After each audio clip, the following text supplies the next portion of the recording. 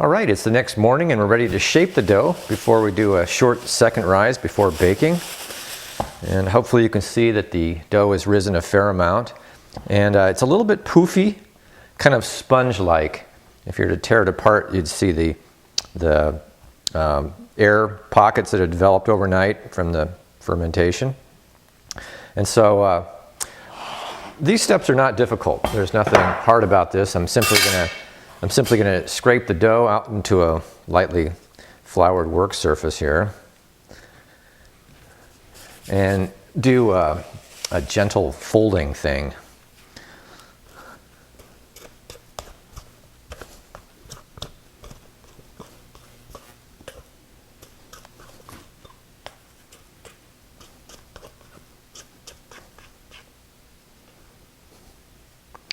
This dough is particularly sticky, and that has a lot to do with the fact that it is mostly rye flour. Rye flour just tends to be kind of a sticky dough.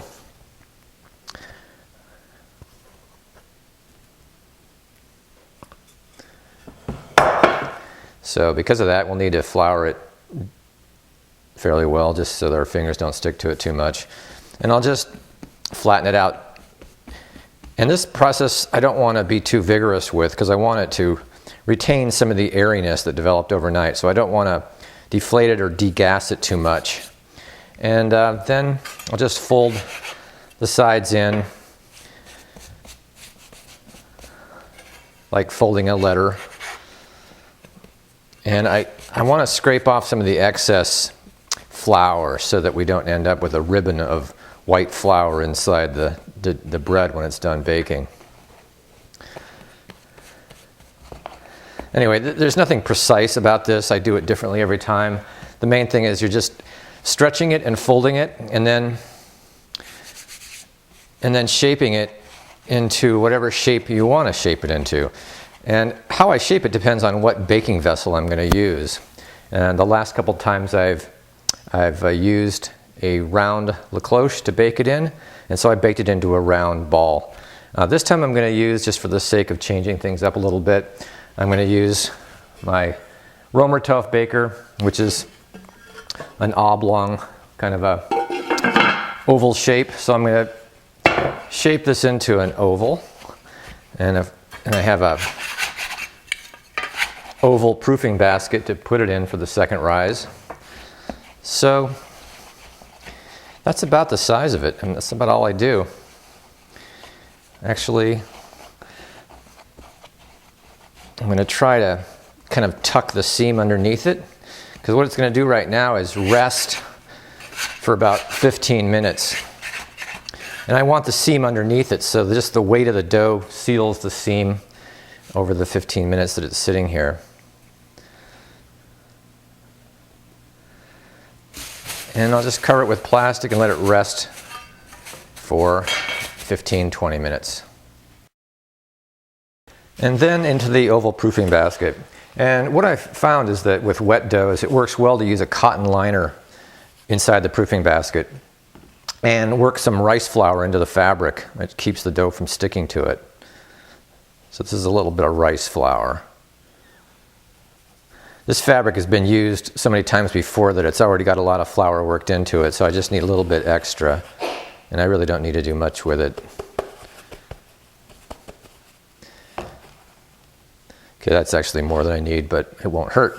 Now, if you're using a drier dough, then I just take the liner out and just dust the basket directly, and that works fine. So now I'm going to flip the dough over,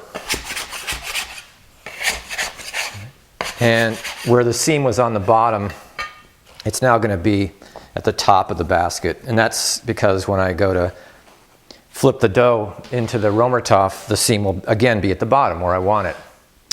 And by the way, I keep mentioning Romertoff and oblong, and La Cloches and so forth. You don't have to use a clay baker to bake your bread in.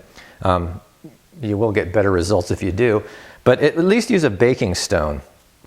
And that'll give you the nice crust and oven spring that we're all looking for with our breads. And then I'll sprinkle the top with a little bit more flour and put it inside the plastic bag. for the final rise. And by the way, this dough will not rise that much. You'll see when we're done in about an hour from now, this won't be that much taller.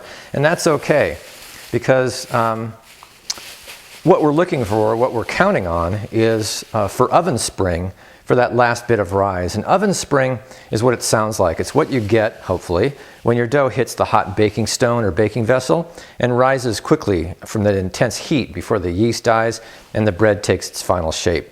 If you overproof your dough, if you let it sit in the basket too long, you won't get good oven spring.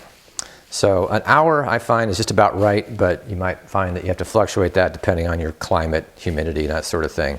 Right now, we're going to go about an hour. So about half an hour from now, I'm going to preheat the oven to about 475, 480 degrees, which is the temperature I want to bake at. And we'll be preheating the oven with the Romertopf inside the oven. So the Romertopf will be 480 degrees when it's time to put the dough in.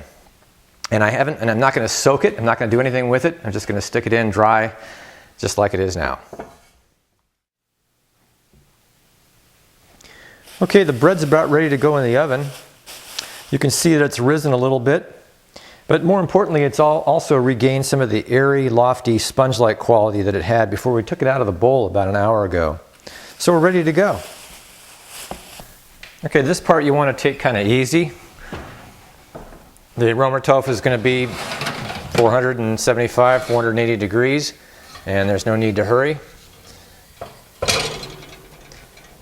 We're just going to rotate the basket so that the dough drops gently into the base.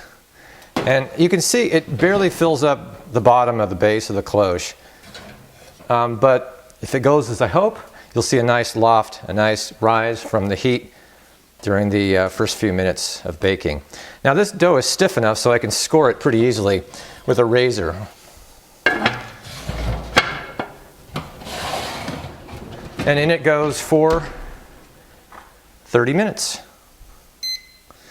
with the lid on, and then we'll come back and take the lid off and bake for about 10 minutes more to give it the nice browned crust. And for the last 10 minutes, I'm going to take the lid off so that the crust will caramelize. Normally I wouldn't take it out of the oven, but for the sake of showing you, I just wanted you to see what it looked like at this point. So we'll just put the lid up here and let it go for another 10 minutes, but I'm going to reduce the temperature to 450 degrees for those last 10 minutes. The bread should be done now. It's been 40 minutes. And so I'll put it out to cool. And I've done this recipe enough to know that it's done baking, but if you want to be sure, just poke it with an instant read thermometer.